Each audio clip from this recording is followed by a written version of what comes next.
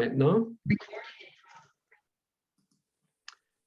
Alors, bonjour à tous et bienvenue à ce premier atelier du REFAD de la saison 21-22.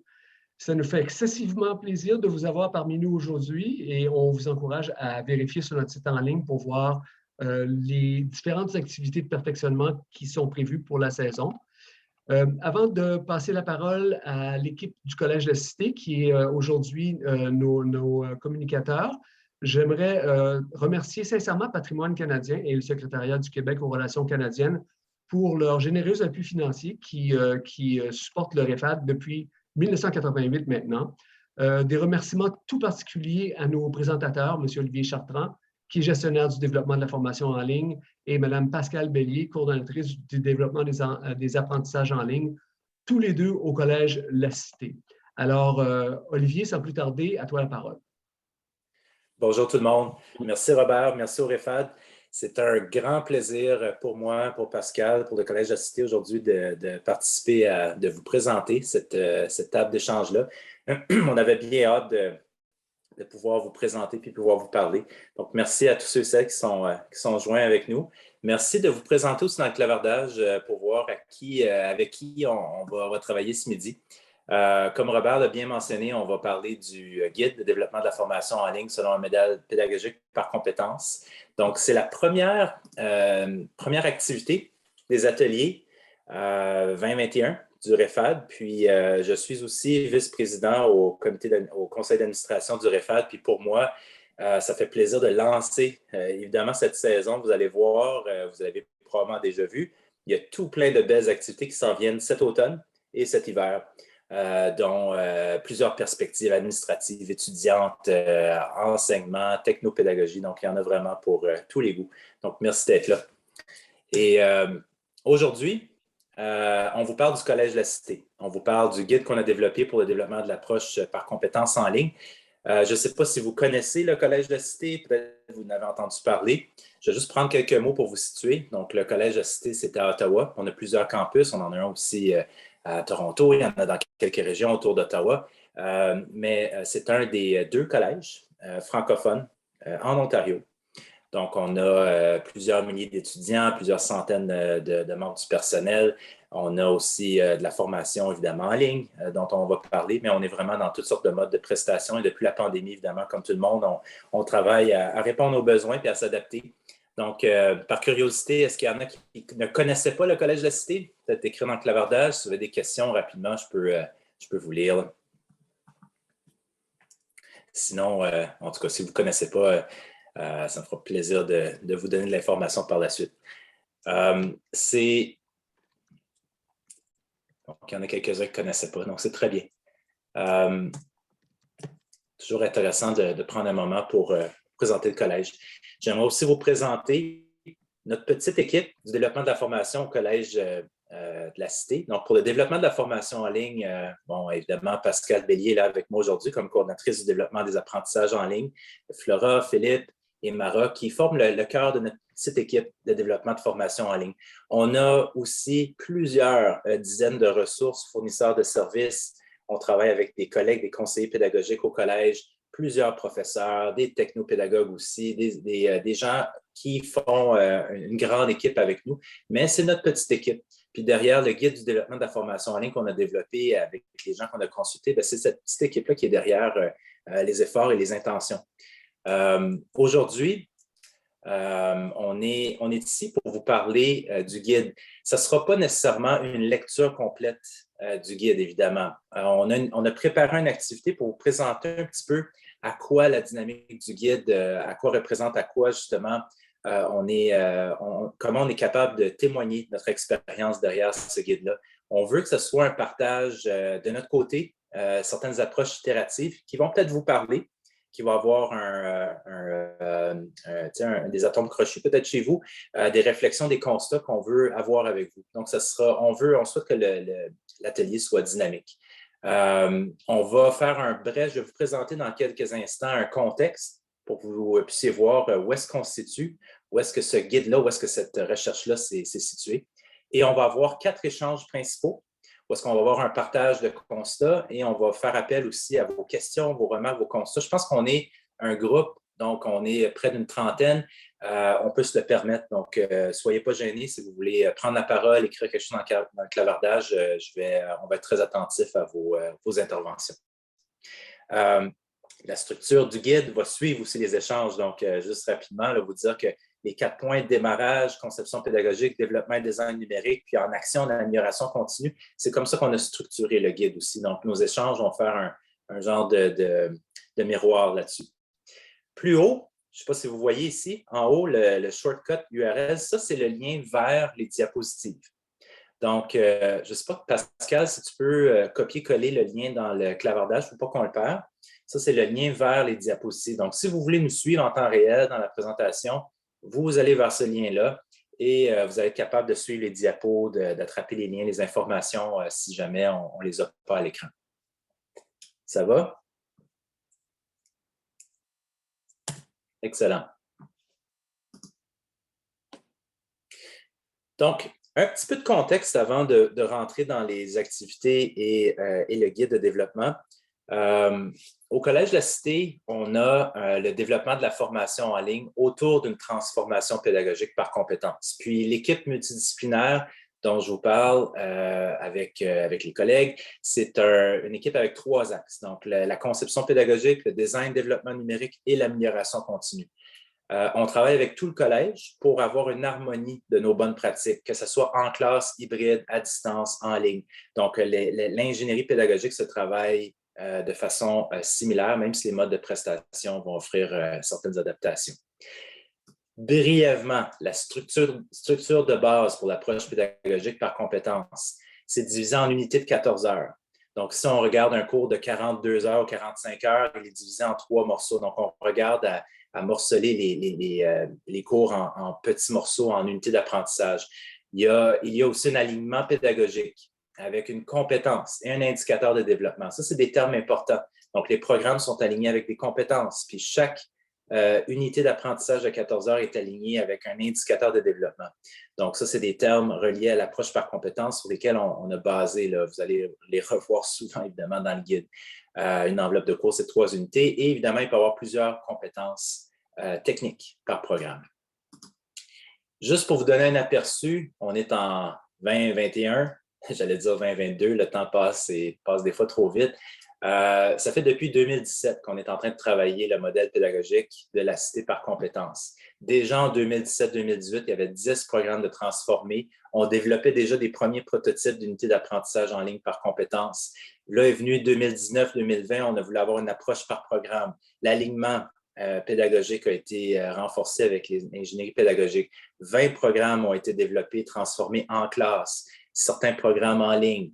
2021, on a travaillé la flexibilité, l'adaptabilité. Puis c'est là qu'on voulait se questionner en travaillant un guide avec le REFAD. Ça nous a permis de consulter des gens à l'extérieur, d'avoir une réflexion sur où est-ce qu'on était rendu et de pouvoir la partager avec tout le réseau.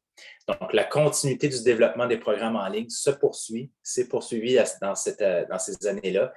On a consulté d'autres collèges, des universités, des ministères de l'éducation, même des entreprises privées pour voir où est-ce qu'on était situé. Et la continuité de la transformation pédagogique, ça se fait maintenant. On est en train de développer des unités d'apprentissage, des programmes encore de façon autoportante et même maintenant certaines unités d'apprentissage autodirigées. Ça a toujours été de la synchrone au niveau de notre modèle. L'harmonisation du travail d'équipe avec l'amélioration continue pour gagner en efficacité et en efficience demeure notre focus. Ce n'est pas toujours facile. On va avoir des réflexions autour de ça. Vous allez le voir aussi dans le guide. La continuité du développement des programmes en ligne, ça se poursuit même si la transformation pédagogique de tous les programmes au collège est déjà pas mal vers sa fin. Donc, depuis 5 ans, les programmes. Donc, le développement en ligne se poursuit, mais les programmes ont été pour la plupart transformés. Donc, ça vous donne un aperçu. Ça bougeait beaucoup. Donc, le guide du développement de la formation en ligne, maintenant, je vois que Pascal l'a partagé. On a un autre petit lien. Il faut aller le voir pendant qu'on parle. C'est ici. Là, donc, je pense qu'on l'a partagé, c'est ça, dans le clavardage. Le guide est développé sous 4 grandes divisions. Donc, des informations de démarrage. Dans nos formations en ligne, on appelle souvent la section pour démarrer commencer ici. Fait qu'on s'est amusé à la surnommer comme ça aussi. Donc, tous les éléments là, de base, si on avait à reprendre du début. La deuxième partie, la pédagogie.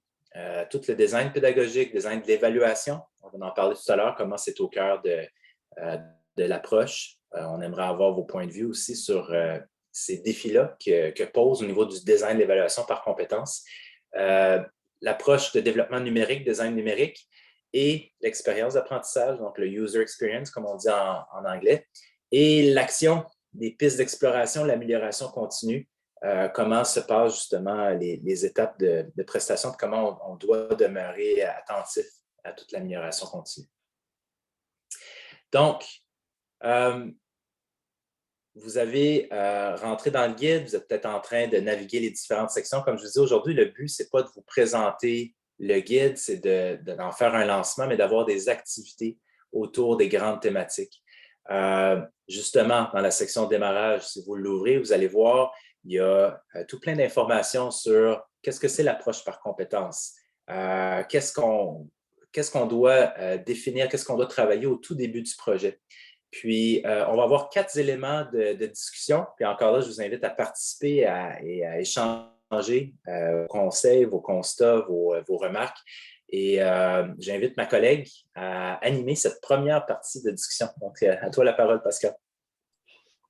Oui, merci Olivier. Alors, la première question qu'on vous pose, en fait, et je vais témoigner un petit peu de notre expérience puis de notre vécu, c'est quelles sont les balises qui sont importantes à situer au moment du démarrage d'un projet de conception pédagogique. Dans notre cas, un petit peu comme Olivier a expliqué le contexte, on était dans une situation où on avait un défi à relever qui était de développer en ligne des cours en approche par compétences de façon asynchrone. Alors, déjà, quand on met tous ces mots ensemble, on se dit il y a quelque chose qui ne fonctionne pas, c'est un peu la quadrature du cercle. Donc, ça, c'était le défi qu'on avait à relever. Alors, par rapport à ça, on a vécu des questionnements, on a vécu on a vécu des accros, on a vécu des expériences plus ou moins heureuses. Et quand on parle de balises, c'est parce qu'il y a des choses, puis peut-être Olivier, tu peux passer à la diapo suivante, il y a des choses qu'on prend pour acquises et qui ne le sont pas du tout pour les personnes qui font partie de l'équipe ou les intervenants dans notre environnement. Alors, par exemple, je peux vous donner des exemples de ce qu'on a vécu. Au niveau de la gestion et de l'institution de façon générale, on parle, nous, ce qu'on a mis en ligne, donc ce sont des cours qu'on appelle autoportants. Qu'est-ce que c'est qu'un cours autoportant? C'est quoi les caractéristiques d'un cours autoportant? On a réalisé qu'il y avait une confusion entre la notion de cours autodirigé et autoportant. Alors, pour vous, qu'est-ce que c'est qu'un cours autoportant? On a réalisé que ce n'était pas du tout évident, que ce n'était pas du tout clair, que pour certaines personnes, un cours autoportant, c'était un cours où il n'y avait aucune intervention humaine, puis à la fin, il y avait un quiz, et puis c'était ça le cours. Donc, il a fallu donc clarifier ces éléments-là. Au niveau de l'équipe de gestion aussi, il y avait parfois peut-être une mauvaise compréhension des contraintes de l'approche par compétence. Je vous disais tantôt, cours en approche par compétence, en ligne, asynchrone. Ça implique beaucoup de contorsions pour y arriver. Mais en 21, donc cette année, ce qu'on a eu comme défi supplémentaire, c'était d'avoir des cours complètement autodirigés, donc sans aucune intervention humaine, en approche par compétence, qui rajoute un niveau de difficulté parce qu'on n'a plus le support d'un tuteur pour accompagner l'étudiant. Donc, ça rajoute un défi. Et ça, c'était pas évident que tout le monde comprenait bien ce que c'était que les contraintes de l'approche par compétence. L'importance aussi d'avoir au niveau des balises, là, d'expérimenter. parce qu'on a on a des balises qu'on se donne au départ donc il faut les tester. Alors, au niveau, par exemple, des experts de contenu, il y a des choses qui nous semblaient évidentes ou au niveau des concepteurs pédagogiques, des choses évidentes. Pour nous, l'approche par compétence, c'était clair que le cœur de l'approche par compétence, c'est les situations d'évaluation, d'apprentissage et d'évaluation. Donc, l'évaluation, c'est le cœur de la formation. Mais ce n'était pas évident pour tout le monde, en particulier au niveau des experts de contenu. Donc, il a fallu revenir et développer en fait beaucoup d'outils pour arriver à guider tout le monde et pour avoir la même compréhension des paramètres en fait de la formation, que ce soit au niveau des concepteurs pédagogiques ou que ce soit au niveau des experts de contenu. Simplement, juste pour vous donner une idée, la notion de qu'est-ce que c'est qu'une évaluation authentique. Donc, en approche par compétence, on essaye d'avoir des productions puis d'avoir des évaluations authentiques. Alors, au début, juste pour vous donner une anecdote, là, les évaluations authentiques, c'était j'ai une évaluation authentique, mon étudiant va faire une présentation à ses collègues d'eux. Alors, on crée une situation dans laquelle l'étudiant a à faire une présentation, puis on pense que juste parce qu'il y a une mise en contexte, que l'étudiant doit se situer dans un contexte professionnel, ça devient une évaluation authentique. Donc, tout ça, c'est des balises qu'il a fallu clarifier. On a développé énormément d'outils et à un moment donné, tu peux passer les diapos suivantes, Olivier. On a développé des outils pour aider à préciser, donc des outils pour guider les experts de contenu dans la démarche, ce qu'on appelle, parce qu'on fonctionne avec ce qu'on appelle un backward design, donc on commence en approche par compétence, par identifier donc la compétence à développer, les critères d'évaluation. À partir des critères d'évaluation, on développe l'évaluation finale, la sommative. À partir de la sommative, on développe les évaluations formatives et finalement, une fois qu'on a terminé ça, là, on s'attaque au contenu. Mais il a fallu beaucoup accompagner les experts de contenu et même les concepteurs pédagogiques pour arriver à les guider dans cette démarche-là. Mais à un moment donné, à force de développer des outils, des gabarits, on arrive avec une pléthore de choses. Donc, il faut éliminer des outils, il faut arriver à synthétiser, à harmoniser. Puis ça a été un grand défi.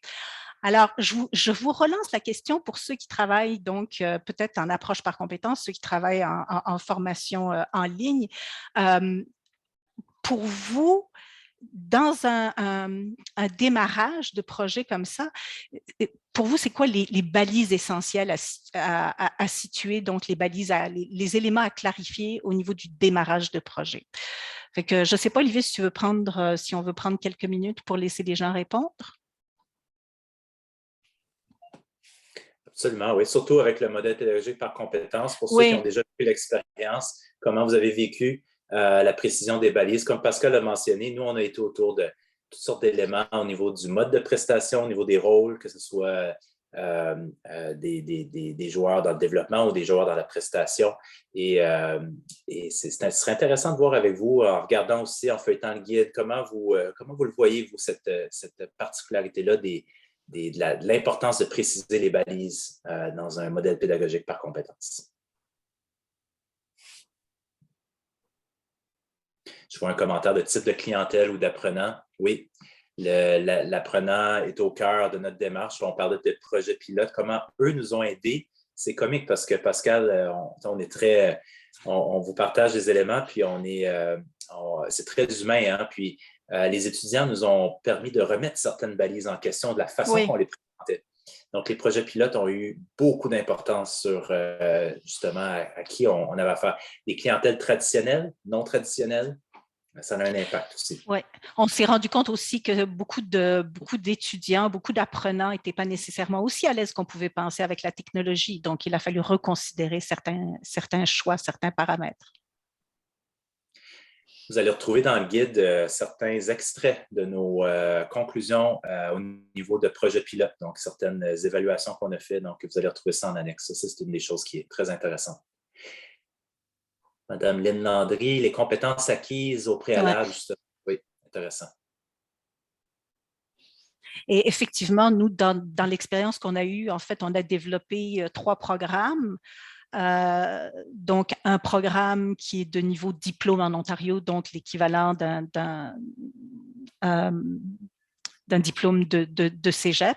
Et on a développé aussi 2 programmes qui sont ce qu'on appelle des post-diplômes, donc des programmes de spécialisation qui s'adressent à des étudiants qui ont déjà un DEC ou qui ont déjà un diplôme universitaire, donc une spécialisation en autisme et une spécialisation en santé mentale et toxicomanie. Puis effectivement, les 2 clientèles sont complètement différentes. Elles ont des contraintes différentes, des vécus différents, des expériences différentes et des niveaux académiques différents, évidemment. Donc, ça a eu un impact sur la conception des programmes. Est-ce que je peux me permettre Oui, Robert. d'intervenir de vive voix, justement, pour poser la question, puis essayer de me situer? Je réfléchis à mesure que je parle, puis je me demande si une de ces balises-là, qui n'est pas importante à situer, on parle ici des concepteurs pédagogiques puis des développeurs de contenu, mais aussi, il faut qu'on s'adresse aux apprenants pour leur exprimer en quelque sorte que l'approche par compétence, ce n'est pas leur cours traditionnel où est-ce qu'ils s'assoient et qu'ils écoutent, mais qu'on va les plonger dans le cœur de l'action en leur demandant d'examiner des problèmes, puis on l'a mentionné, des problèmes authentiques, des problèmes réels qui les entourent. Puis on ne leur donnera pas les réponses, on va les guider dans leur démarche, mais on va leur demander de résoudre des problématiques ensemble. Est-ce que ça, ce n'est pas une des balises qui serait importante à situer au départ? Oui, effectivement, on a développé beaucoup d'outils pour essayer de faciliter l'adoption du modèle par compétences par les étudiants parce qu'on a réalisé que certains étudiants sont à l'aise avec cette approche-là parce que c'est utilisé dans les écoles secondaires. Par exemple, en Ontario, c'est une approche qui est utilisée au secondaire, donc les étudiants sont plus familiers. Mais on a une grande clientèle qui est internationale, donc qui n'a pas été du tout habituée à ce type d'approche et qui est un petit peu désemparée et perdue. Et on va pouvoir en reparler tout à l'heure au niveau de l'autonomie des étudiants. C'est pas évident. Puis Olivier, peut-être tu peux élaborer un petit peu sur les outils qu'on a développés pour les étudiants. Oui, absolument. Puis là, on les a refaits tout récemment parce qu'on a justement des modèles d'unités d'apprentissage autodirigées. La plupart est asynchrone et autoportant. Mais on a refait nos outils. Donc, on a des outils d'orientation dès le début du cours qui servent de formation aux étudiants pour leur permettre de voir, OK, il y a une démarche qui est un petit peu différente pour ceux qui n'ont pas l'habitude avec l'approche par compétences. C'est aussi notre outil de formation aussi quand des profs, quand des experts de contenu viennent s'impliquer pour qu'ils puissent voir à quoi ressemblent les cours. Ça peut être des spécialistes aussi dans l'équipe. Donc, un autre exemple qui met à cœur l'apprenant. Donc, si on est capable de bien l'expliquer, puis c'est bien compris des étudiants, mais toute l'équipe en fait une bonne suite là, dans le développement. Ouais. Mais effectivement, la remarque était extrêmement pertinente, Robert, parce que on prend pour acquis que tout le monde sait de quoi on parle quand on parle d'approche par compétence, mais en fait, on réalise que si le concept est familier, les implications ne le sont pas nécessairement. C'est comique parce que moi, j'ai jasé avec des étudiants et ils me disaient c'est correct, là, que ce soit par compétence, par objectif d'apprentissage. Pour eux, ce n'est pas ça les mots qui sont importants, mais ils veulent être bien guidés. Et une des choses avec l'approche par compétence, c'est qu'il y a certaines particularités. Puis ces particularités-là, des fois, ça ne convient pas aux apprenants. Donc, il peut y avoir des options, il peut y avoir des façons de bien les guider pour qu'ils puissent s'apprivoiser puis retrouver leur repère. C'est ça qui est important. C'est l'encadrement. Donc, ensuite, la distinction avec modèle pédagogique par objectif d'apprentissage, par compétence. On n'a pas besoin de leur faire un grand tableau théorique là, des distinctions. Les étudiants, ils veulent vraiment être bien encadrés. Je regarde les commentaires, les compétences. Ouais.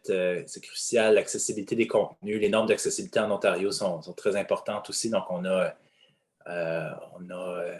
l'accès aux étudiants internationaux, c'est intéressant. Oui, très bien. C'est vraiment intéressant comme les réponses. Peut-être qu'on peut passer à la deuxième question, Olivier? Absolument. je retourne vers l'avant. Comme vous avez vu, on a une petite approche de storytelling, fait qu'on vous amène en randonnée. Les balises, des fois, sont évidentes, elles sont sur les arbres. Des fois, il n'y a plus d'arbres, donc il faut construire des balises avec des roches.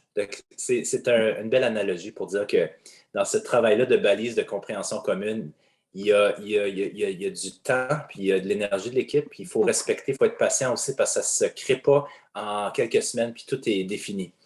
ça prend de l'expérimentation, puis et des activités comme aujourd'hui pour nous aider à bien travailler. Vas-y, Pascal. Oui, donc la deuxième question qu'on vous soumet, puis à laquelle on s'est confronté, c'est les défis de l'évaluation par compétences en ligne. Je vous disais que c'était un petit peu la quadrature du cercle parce que au niveau de l'approche par compétences, en principe, on offre à l'étudiant une rétroaction continue et des possibilités d'évaluation tout au long de l'apprentissage. Nous, on travaille avec des unités d'apprentissage, donc des cours qui sont divisés en unités d'apprentissage de 14 heures. Alors, inutile de vous dire qu'en 14 heures, on ne fait pas beaucoup d'évaluations parce qu'on veut déjà avoir une évaluation authentique à la fin, donc ça prend une grande partie du temps. Tu peux peut-être passer à la prochaine. Donc, les défis qu'on a eus ont été multiples. Un premier défi, évidemment, c'était le niveau d'autonomie et de motivation des étudiants au niveau de la réalisation des formatives. Parce qu'évidemment, les étudiants n'étant pas formés à l'approche par compétences, pour eux, si ça ne compte pas, on ne le fait pas. Est-ce que vous avez, pour ceux qui sont profs, est-ce que vous avez déjà été confrontés à ça? Ça ne compte pas, je ne le fais pas. Sans réaliser que dans le fond, les évaluations formatives sont essentielles à la réussite des cours. Alors ça a été un premier défi. Le deuxième défi, c'est celui qu'on vit à l'heure actuelle, c'est que les cours sont offerts de façon beaucoup plus autodirigée, c'est encore autoportant, c'est-à-dire qu'on n'a plus de tuteur. On a seulement un correcteur qui intervient à la fin du cours pour corriger l'évaluation finale, mais on n'a plus d'évaluation, de rétroaction d'un tuteur sur les évaluations formatives. Donc, l'étudiant est laissé à lui-même depuis le début jusqu'à son évaluation finale. Alors ça a été un énorme défi pour nous d'arriver à trouver des façons de fournir une rétroaction aux étudiants. Et la façon dont on a contourné le problème, c'est de travailler beaucoup sur l'auto-évaluation, c'est-à-dire que l'étudiant a une formative à réaliser, donc il réalise le travail, et il doit s'auto-évaluer. Une fois qu'il s'est auto-évalué, le système libère un corrigé de l'évaluation formative et l'étudiant doit comparer son travail formatif avec le corrigé et faire une deuxième auto-évaluation pour identifier les endroits où il a besoin d'approfondir ses connaissances. Donc, on a beaucoup travaillé sur l'auto-évaluation. On va essayer de travailler prochainement sur l'évaluation par les pairs, ce qui pose un défi parce qu'étant donné que ce sont des cours asynchrones et autodirigés, les étudiants ne sont pas nécessairement au même niveau en même temps. Donc, ça complexifie beaucoup les interactions entre pairs et le travail collaboratif dans les cours. Donc, mécanisme pour assurer la rétroaction à l'étudiant et organiser la charge de travail, ça a été un grand défi. Autre défi, c'est l'autonomie des étudiants, on en a déjà un petit peu parlé. Quel est le degré de guidage qui est optimal? On a commencé très naïvement en pensant que simplement en disant aux étudiants qu'il fallait être autonome, ils allaient l'être, ce qui est plus facile dans ce qu'on appelle les post-diplômes qu'en début de programme collégial. Donc, les étudiants ne sont pas nécessairement autonomes. Et il a fallu qu'on développe plusieurs outils pour arriver à trouver le niveau de guidage qui est suffisant, mais qui leur permet une certaine latitude. Et en fait, on est devenu beaucoup plus directif dans les cours qu'on l'était au début, parce qu'on arrivait à beaucoup d'abandon et d'échecs si on n'était pas aussi directif. Alors ça, c'est une des problématiques qu'on a vécues. Et le dernier, en fait, c'est relié. Donc, le dernier élément, c'est d'arriver à prendre en considération le profil. Puis tout à l'heure, on parlait du profil des apprenants, parce que nos apprenants, ils ont une vie, surtout au niveau des post-diplômes. Ce sont des gens qui travaillent, qui ont une famille, qui étudient en même temps.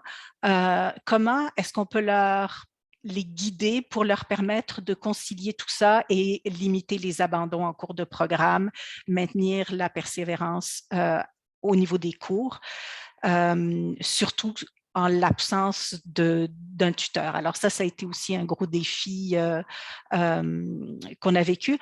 Fait que j'aimerais savoir, donc, de votre côté, pour ceux qui travaillent, surtout au niveau bon, en approche par compétence, c'est certain, mais au niveau, s'il y en a qui travaillent au niveau asynchrone, les mécanismes que vous arrivez à mettre en œuvre pour régler ces défis-là. Merci Pascal. Puis il y a 2 commentaires. Là, je vais juste répondre rapidement. Oui. Donc, toute notre formation en ligne au Collège de la Cité est sous Desire to Learn, donc D2L, Brightspace. C'est notre plateforme pour offrir les cours en ligne. Et on a plusieurs modèles de prestations. On a certains pilotes dont Pascal parle avec le mode plus autodirigé, avec des spécialistes d'accompagnement. Il y a des profs aussi derrière pour la correction. On a encore quelques modèles tuteurs aussi, évidemment. On a des modèles d'enseignement à distance avec des profs en synchrone. On a des cours en classe. Fait qu'il y a un peu de tout. Mais ce qu'on vous parle aujourd'hui, c'est probablement les défis les plus pointus dans le développement de la formation en ligne par compétences. Et plus on rentre dans l'autodirigé, plus ça devient intéressant. J'aime beaucoup ton commentaire, Valentine, au niveau de l'autonomie, des rétroactions. Si on va avoir des technologies un peu plus autour de l'intelligence artificielle, des chatbots à l'avenir, l'évaluation par les pairs, absolument. C'est ce qu'on est en train d'étudier. C'est un chemin à prendre tranquillement, par exemple, parce qu'il y a des choses qui sont plus simples que d'autres. J'aime beaucoup le chemin qu'on a fait avec l'équipe au niveau de l'auto-évaluation, parce que ça donne quand même des bons résultats pour que l'étudiant puisse partager avec ses pairs, se faire une idée, pas seulement de recevoir un corrigé ou une rétroaction intelligente, mais d'avoir une réflexion autour de ça.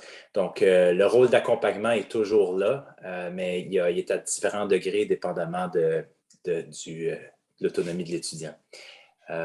Oui, commentaire de Caroline. En l'absence d'un tuteur, l'étudiant peut-il se référer à une personne en particulier pour une question disciplinaire? Oui, les cours sont sous la responsabilité d'un spécialiste programme qui est quelqu'un qui vient du domaine. Ce n'est pas nécessairement un expert, mais quelqu'un qui a une bonne connaissance du domaine, donc qui peut guider les étudiants. Et il y a un coordonnateur de programme qui est un prof donc, du collège, qui n'enseigne pas, mais qui supervise l'ensemble des cours du programme. Donc, il y a quand même des ressources qui sont à la disposition des étudiants en cas de problème. Est-ce que les forums de discussion, alors les forums de discussion, on a essayé ça n'a pas très bien fonctionné. Je ne sais pas s'il y en a parmi vous qui ont des bons résultats avec les forums de discussion. Bon, le problème que j'évoquais tout à l'heure, c'est effectivement le caractère asynchrone de la formation qui fait que les étudiants ne sont pas tous au même endroit au même moment. Donc ça, c'est problématique au niveau de l'utilisation des forums de discussion. L'autre chose aussi, c'est que ça implique d'avoir des modérateurs et dans le modèle qu'on a à l'heure actuelle, les spécialistes de programme sont déjà tellement débordés qu'ils ont de la difficulté à trouver du temps pour modérer des forums de discussion. Donc, ça tombe un petit peu à plat. Alors, si vous avez des bonnes pistes sur la façon de rendre vivant et dynamique des forums de discussion sans rendre l'activité obligatoire, on est preneur d'idées. Oui, c'est intéressant. Même avec le rôle tuteur, le temps est précieux là, dans la tâche. Puis, des fois, ça marche, des fois, ça ne fonctionne pas. Une des choses qu'on a découvert en Pascal avec l'équipe récemment, c'est d'utiliser les canaux dans Teams, dans Microsoft Teams, qui semble un petit peu plus convivial, mais ça demande encore de la modération. Donc, d'avoir des intégrations en Teams et les instances de plateforme pour le développement de la formation en ligne. Donc, c'est des techniques à réévaluer. Moi, je trouve que les forums de discussion sont vieux. Ils n'ont pas été renouvelés depuis un certain temps. Fait qu'il y a peut-être ça aussi, c'est de renouveler l'expérience dans les forums de discussion. Il y a peut-être un rôle qu'on peut jouer, puis il y a un rôle aussi au niveau de nos fournisseurs de technologie. Utiliser des récompenses, des médailles, oui, des badges lorsqu'une activité est complétée. Absolument. Ça, c'est des choses à réfléchir. Très intéressant. Est-ce qu'on s'est inspiré? Oui, il y avait un commentaire. Est-ce que vous vous êtes inspiré du modèle de l'Université TÉLUQ? Non, pas du tout. Est-ce qu'on est proche du modèle de l'Université TÉLUQ? C'est Asma qui... On est sûrement assez proche du modèle des cégeps avec l'approche par compétences et probablement d'autres institutions. On a fait le tour. Il n'y en a pas beaucoup en français au niveau de l'approche par compétences en ligne, côté francophone. Mais il y a quelques joueurs, évidemment, qui se démarquent. On a plusieurs références dans notre guide à ce sujet-là aussi, évidemment. Et les enseignants, c'est intéressant la question, Lise, parce que la transformation pédagogique, ce n'est pas juste pour en ligne. Donc, c'est une longue histoire au niveau de l'adaptation de l'enseignement, autant en classe, en ligne, hybride. L'avantage avec la formation en ligne, c'est que c'est très préparé. Donc, quelqu'un qui travaille dans la formation en ligne va tomber dans une ingénierie pédagogique qui est développée au détail. Donc, c'est intéressant de voir l'évolution. Et oui, ça évolue très bien. On a parlé des défis. Les défis, c'est d'évaluer par compétence. Avec des grilles d'évaluation, c'est plus les mêmes façons d'évaluer que lorsqu'on évalue avec une approche par objectif d'apprentissage. Ouais. Donc, ce travail-là d'évaluation par des grilles, vous allez voir dans le guide, c'est très bien développé sur la façon d'aborder la chose, de développer les critères, développer les grilles d'évaluation. Ça, c'est au cœur de l'approche par compétence. Ça prend du temps.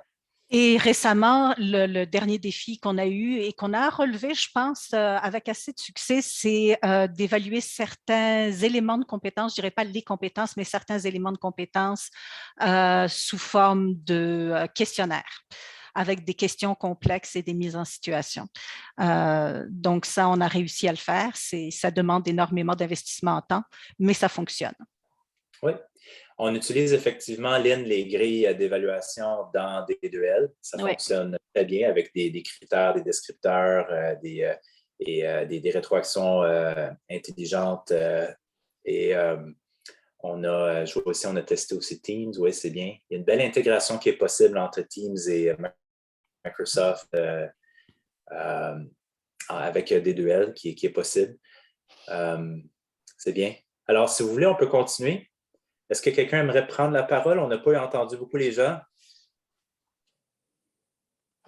Question?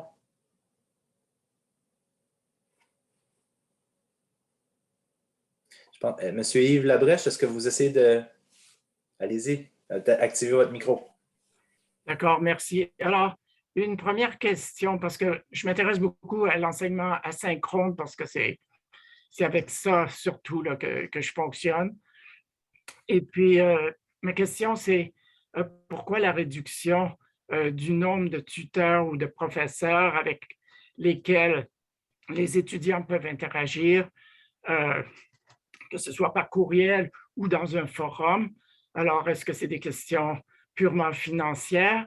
Et puis, l'autre question, toujours par rapport à ça, c'est la question des forums. Vous avez dit qu'il y avait une limite parce qu'on est dans des zones horaires différentes. Mais en fait, les forums par écrit, ça fonctionne très bien dans certains cas. Mais évidemment, c'est le groupe qui va déterminer le degré d'engagement. Voilà, c'est un commentaire et une question. Très bien, oui. Yves, il n'y a pas de réduction au niveau du temps pour l'étudiant, ça demeure la même chose. Mais on est en train de revoir le rôle et responsabilités de comment bien accompagner des étudiants, Certains sont plus autonomes, d'autres sont moins autonomes. Donc, à chaque fois que l'étudiant a une question, il y a quelqu'un pour lui répondre, que ce soit pédagogique, technique. On est en train de revoir un petit peu la structure d'encadrement. On a des projets pilotes, on a des structures plus traditionnelles avec les profs, avec l'enseignement à distance, mais le en ligne dont on parle aujourd'hui, très asynchrone. Il y a certaines unités d'apprentissage qui sont entièrement autodirigées. Ça fonctionne bien pour certains étudiants. D'autres ont des questions, puis on a besoin. Donc, on est en train de découvrir, OK, on réévalue le volume finalement des besoins d'encadrement avec différentes stratégies. Et Oui. je ne vous le cacherai pas, il y a du challenge, mais c'est très vivant. Donc, Ouais. ouais. Peut-être je peux rajouter que, dépendamment des cours, du type de cours, le besoin d'encadrement est très variable. Puis je disais tout à l'heure qu'on a eu on a eu un succès inattendu avec certaines unités d'apprentissage complètement autodirigées, avec une évaluation par questionnaire. Ça a bien fonctionné. Par contre, pour certains cours, et là je parle des cours où il y a besoin d'avoir une réflexion davantage en profondeur, en particulier un cours d'éthique avec lequel éthique et pratique professionnelle, où l'étudiant a besoin de réfléchir, donc d'avoir une démarche réflexive. Ça a été problématique parce que en autodirigé, donc l'étudiant n'a que son auto-évaluation jusqu'à l'évaluation finale.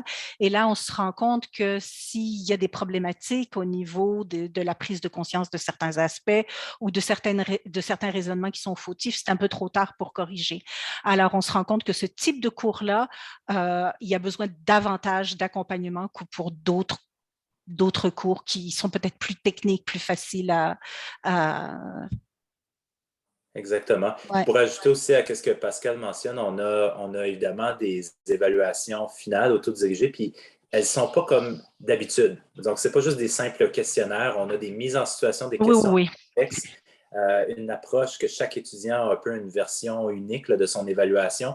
Puis, c'est très authentique. C'est plus authentique qu'un questionnaire habituel. Donc, ce travail-là prend beaucoup plus de temps dans le développement aussi, mais c'est intéressant de voir que pour certains cas, ça a du succès. Pour d'autres, on est mieux de revenir à réévaluer le besoin d'accompagnement. Donc, c'est un petit peu ça notre oui, en fait, pour évaluer certains savoir-être, les questionnaires sont appropriés. Donc, dans la mesure où on met un étudiant en situation, en fait, c'est un peu comme du branching scenario. Là, on met l'étudiant dans une situation puis on lui propose des réponses possibles. Au niveau des savoir-être, c'est relativement facile à tester. Mais dès qu'on a besoin d'évaluer l'étudiant sur une production, c'est clair qu'on ne peut pas utiliser le questionnaire. Exact. Je vois que Asma a levé la main. Allez-y, Asma. Oui, j'avais une question par rapport à l'évaluation formative.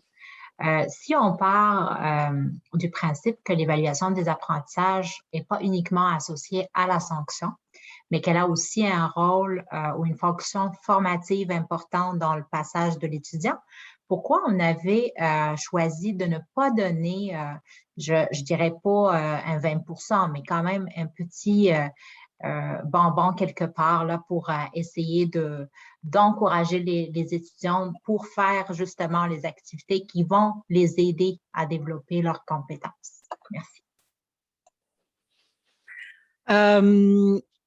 Je dirais que c'est une des balises du collège d'avoir 100% de l'évaluation du cours qui se situe à la fin de la période d'apprentissage et de ne pas accorder de points ni à la participation, ni dans le sens qu'on veut responsabiliser l'étudiant. Est-ce que c'est efficace à 100%? Non. Est-ce qu'on aurait probablement intérêt peut-être à accorder une certaine partie de la note à la réalisation de l'évaluation formative? Sans doute, on est peut-être un peu puriste dans l'approche par compétence. C'est ça. Ouais, là, je peux voir où on a quand même bien joué notre jeu, c'est que certaines formatives sont préparatoires. Elles sont obligatoires. De très, très près à l'évaluation finale. Donc, c'est la pratique, c'est comme la pratique idéale pour faire l'évaluation finale. Donc, c'est utile à ce sens-là, mais il n'y a pas de point derrière ça. Mais on fait de notre mieux pour rendre tout ce qui est formatif utile et aligné à ce qu'il va vivre comme évaluation finale? Mais c'est une bonne question. Oui, oui, absolument. Mais simplement, ce vers quoi on s'en va maintenant, c'est que vraiment la formative est une répétition générale de la sommative. Donc, c'est pratiquement les mêmes questions avec une mise en situation plus simple et peut-être des réponses plus courtes, mais c'est vraiment la répétition générale de la sommative. Donc, c'est clair que si l'étudiant ne fait pas son évaluation formative, c'est extrêmement difficile pour lui de réussir son évaluation sommative. Il l'essaye dans les premiers cours, puis après ça, ils ont tendance à faire leur formative. Et si vous voulez, on peut passer au troisième point. C'est un peu plus rapide celui-ci. Il y a eu beaucoup de travail dans les dernières années avec l'équipe pour le design émotionnel, le design numérique, comment on allait justement apporter une valeur ajoutée avec le multimédia. Donc, on a beaucoup de mise en situation, on a beaucoup d'éléments authentiques dans la formation en ligne. Donc, il faut apporter un bon degré de design. On avait aussi à la page d'accueil du cours certains éléments d'immersion, fait qu'on avait des vidéos 360 interactifs. Puis ça a été intéressant parce qu'avec le temps, avec les pilotes, les étudiants, ce qu'ils nous ont dit, c'est super, mais on n'a pas besoin de certaines choses. On pensait que c'était incroyable, ça allait aider au cours, mais les étudiants, ce qu'ils recherchent, c'est vraiment d'avoir une bonne structure. On avait même pensé à des choses qui étaient non linéaires. Ils nous ont ramenés vers le linéaire, ils nous ont ramenés vers le concret. On garde toujours une grande flexibilité dans les cours, mais on propose toujours un cheminement. Et on a réduit un petit peu certains éléments décoratifs pour se concentrer sur l'appui multimédia sur des éléments très pédagogiques, comme les mises en situation, donc, ou des éléments là, déclencheurs ou des formatifs, comme qu'on parle, qui sont préparatoires. Donc, de travailler sur ces éléments-là. Puis ça a été intéressant. Oui, je peux peut-être rajouter. Vas-y. Moi, j'étais un fervent défenseur du multimédia, puis de l'immersion, de l'expérience immersive dans les cours. Puis les étudiants nous ont dit, on n'a pas besoin de ça. Fait que je trouve les cours bien plates maintenant, mais c'est ça que les étudiants veulent. Puis à un moment donné, il faut être pragmatique et répondre aux besoins. Ouais. Ben, c'est les pages d'accueil qu'on voulait rendre plus agréables, encore plus qu'on pensait. Mais c'est ça, c'est intéressant. Je pense que c'est le côté qu'on apprend. Puis, une des questions que je voulais échanger avec vous aujourd'hui, c'est si on a à définir la qualité de la formation en ligne, peu importe les balises, les restrictions qu'on a ou la forme ou ce qu'on souhaite, c'est pas facile de mélanger approche par compétence, asynchrone, autoportant. C'est des variables qui sont difficiles à travailler ensemble. C'est ce qu'on fait. Et une des choses que j'ai réalisées avec le temps, c'est qu'il faut toujours revenir. C'est quoi les qualités de la formation en ligne? Est-ce qu'on y retrouve de la compétence? Donc là, nous, on mise beaucoup là-dessus, dans le design pédagogique, dans la façon que c'est bien structuré. Est-ce qu'on a de la bienfaisance aussi? Est-ce qu'on est capable d'avoir un aspect humain dans notre approche, que les gens sentent qu'ils sont accompagnés, même s'il n'y a pas beaucoup d'enseignement humain dans la synchrone, mais dès qu'un étudiant a une question, est-ce qu'il est capable de la poser à quelqu'un? Est-ce qu'il y a une façon d'aller chercher de l'aide? Et ça, c'est très, très important. La réciprocité aussi est importante parce que l'étudiant, quand il rentre dans un cours au Collège ACT, d'avoir l'impression qu'il parle avec un collège, qu'il interagit avec un collège, même si il ne va pas nécessairement mettre les pieds sur le collège ou il ne va pas nécessairement avoir à parler à beaucoup de personnes dans l'équipe du programme, mais c'est d'avoir cette impression-là. Donc, d'avoir ces éléments-là qui font un design émotionnel dans le cours, mais on les a repensés, on les a vus autrement au fil du temps. Est-ce que c'est quelque chose que vous vivez de votre côté, ce genre de réflexion-là, pour voir c'est quoi la qualité de la formation en ligne qu'on offre? Est-ce que c'est une réflexion que vous avez déjà eue après avoir fait certains projets pilotes?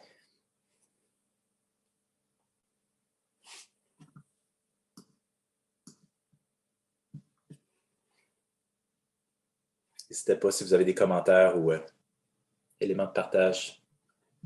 J'allais juste mentionner à ce propos-là, Olivier, c'est intéressant que c'est peut-être un des éléments les plus importants à considérer, de faire cette évaluation-là, mais que souvent dans le feu de l'action, puis dans la vie d'une équipe de développement de projet, on passe à la prochaine étape, puis on néglige celle-là, c'est ce qui est très dommage, là, parce que c'est important d'aller chercher cette rétroaction-là.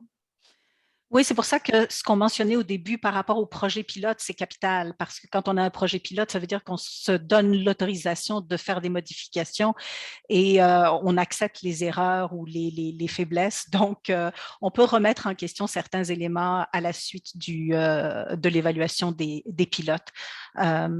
Puis ça, c'est quelque chose qu'on a appris avec le temps aussi.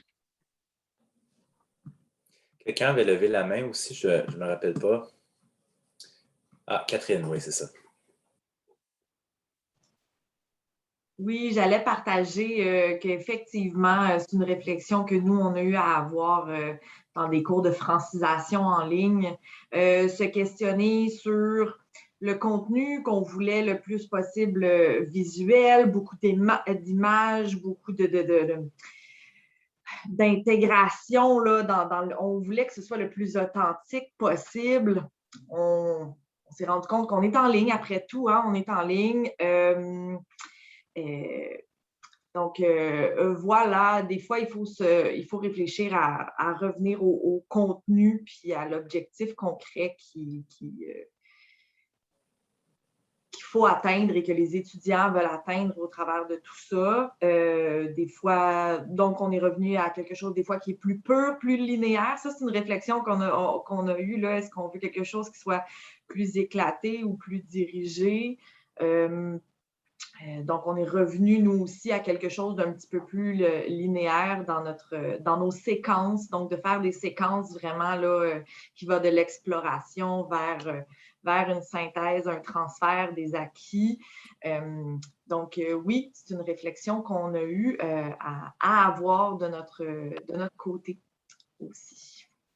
Excellent. Merci, Catherine.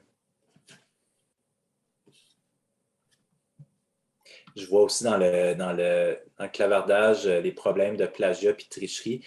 Une des choses intéressantes avec l'approche par compétences en ligne, c'est que oui, il y a quelques cas de plagiat, tricherie, mais il n'y en a pas tant que ça parce que les situations sont tellement authentiques d'évaluation que chaque travail, chaque étudiant doit remettre quand même quelque chose d'unique, pas d'unique, mais doit le faire évidemment de façon individuelle. Puis, il peut y avoir de l'entraide. Des fois, dans certains projets, ce n'est pas mauvais s'ils s'entraident, mais chaque étudiant doit remettre quelque chose qui est très, très unique.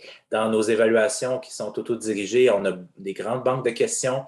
Il n'y a pas nécessairement une seule bonne réponse. Donc, il peut y avoir du jeu d'évaluation où est-ce qu'on a une réponse qui vaut un peu plus de points que d'autres, mais on travaille avec des méthodes qui vont contrer le plagiat et la tricherie. Donc, c'est très difficile à un moment donné que deux étudiants arrivent puis ils disent « OK, bon, on va s'organiser pour ça. » Quelqu'un qui veut le faire va le faire, évidemment, malheureusement. Mais on travaille sur la sensibilisation, sur le design pédagogique pour prévenir le plagiat avant d'arriver dans des mécanismes de détection ou de contrôle. Donc, ce travail-là en amont fait preuve de donner des aspects assez positifs. Je crois que c'est comme ça dans tous les modes de prestation, hein, Pascal, à moins que je me trompe, mais l'approche... Oui. Oui, et puis au niveau de modifier les évaluations pour éviter le plagiat avant qu'il arrive, nous, une des choses qu'on essaye de mettre en place quand c'est possible, c'est que ce soit l'étudiant qui apporte son propre contexte. Donc, à ce moment-là, il n'y a pas deux travaux pareils. Et ça, c'est très efficace pour contrer le plagiat parce qu'il n'y a pas deux situations identiques. Et le sentiment d'appartenance, M. Hidalbrich, c'est très intéressant. C'est ce qu'on travaille. Dans certains programmes, on parlait des post-diplômes. Les professeurs ont réfléchi à dire, OK, on va peut-être créer des cafés virtuels, informels. Ça n'a pas rapport à l'enseignement, ça n'a pas rapport, c'est vraiment de mettre les étudiants en contact, de jaser de façon plus informelle, donc d'avoir des temps d'apprentissage, ou pas d'apprentissage, mais de relations, créer un sentiment d'appartenance dans le groupe qui vont se suivre quand même d'un cours à un autre. Il n'y a pas nécessairement beaucoup de travaux d'équipe, ils peuvent s'entraider, c'est assez individuel quand même comme démarche, mais les mettre en contact. Ça m'amène aussi à l'autre partie, la dernière, comment soutenir le co-apprentissage. Bien, on parlait d'avoir l'apprenant au cœur de notre démarche, mais dans l'amélioration continue, notre priorité en ce moment, c'est ça, c'est d'humaniser et de socialiser l'apprentissage le plus possible. Donc, on est en train de travailler des mécanismes de réflexion autour de l'auto-évaluation, de mettre ça en place comme il faut. Lorsque ça va être solide, on va passer à l'évaluation par les pairs. C'est sûr qu'on en fait ici et là, mais d'avoir un mécanisme plus rigoureux, appuyé par les technologies qui permettraient à un étudiant, par exemple, d'offrir 3 rétroactions à 3 étudiants différents, de recevoir la rétroaction de 3 autres étudiants pour une évaluation formative et que tout ça se déroule dans un format qui documente bien les preuves d'apprentissage, où est-ce qu'on va avoir quelqu'un justement pour modérer, mais d'avoir des bonnes approches qui travaillent autour de la synchrone. Quoi d'autre qu'on pourrait dire par rapport à ça, Pascal? Je pensais surtout à ce point-là. Oh, ton micro. Désolée. Oui, le sentiment d'appartenance, ce qu'on encourage les spécialistes de programme à faire aussi, c'est d'utiliser la vidéo pour se présenter, pour que les étudiants réalisent qu'il y a un humain de l'autre côté au niveau du collège, que ce n'est pas une machine qui gère leur dossier et qu'il y a quelqu'un pour répondre à leurs questions. Donc, l'utilisation de la vidéo, c'est une chose. Les chatbots, évidemment, on y pense. C'est complexe parce qu'il faut bâtir des bases de connaissances et ça prend du temps. Mais oui, effectivement, c'est très important. Il est déjà presque 1 heure. C'est terrible comment le temps passe vite. Comme vous avez vu, ce qu'on a voulu faire, c'est évidemment de vous présenter le guide, mais d'une autre façon avec des questions de réflexion. Donc, toutes ces questions-là ont été à la source, ont été initialement au début de notre réflexion pour le guide parce que ces questions-là, et parmi tant d'autres, où est-ce qu'on est capable de vous partager un petit peu notre expérience, ce qu'on a vécu, la façon qu'on a procédé, autant dans l'ingénierie pédagogique que dans le design, dans la façon d'accompagner et la façon de faire l'amélioration continue. Et c'est comique parce qu'il y a plusieurs années, j'avais souvent un certain discours autour de la pédagogie d'abord. Il faut vraiment travailler là-dessus. Puis maintenant, plus on avance avec la pandémie, tout ça, c'est pas de dire nécessairement la pédagogie d'abord, mais c'est trouver le meilleur fit des technologies dans la pédagogie au moment où on conçoit la pédagogie. Parce que c'est un besoin, je pense, qui va devenir intéressant de trouver l'harmonie, mais pas nécessairement un après l'autre, mais en même temps. On a parlé justement dans les dernières heures de l'importance de la qualité des technologies. Donc, si on parle des forums, du renouvellement de certaines choses, je trouve ça vraiment intéressant. Donc, merci beaucoup. Le guide est vivant. Je vous invite, si vous avez des rétroactions à nous partager, on va prendre encore, je pense, quelques mois à apporter des petites mises à jour, des choses. Donc, si vous avez des feedbacks, des commentaires, des constats, n'hésitez pas à communiquer avec nous, avec le REFAD. On est très intéressés à vos rétroactions. Alors voilà, de la part d'Olivier Chartrand et Pascal Bellier du Collège La Cité qui ont livré pour le REFAD un guide sur le développement des compétences dans l'approche de conception pédagogique. On vous remercie énormément et à tous ceux qui étaient là aujourd'hui, on vous invite à être là la semaine prochaine alors qu'on aura un panel de 7 étudiants qui vont nous parler de leur passage forcé à l'enseignement en ligne durant la pandémie. Alors, ça va être intéressant de voir la perspective des utilisateurs. À vous tous qui étiez là aujourd'hui, merci beaucoup, puis on vous dit à la semaine prochaine. Merci beaucoup, Robert. Merci. Merci à tout le monde.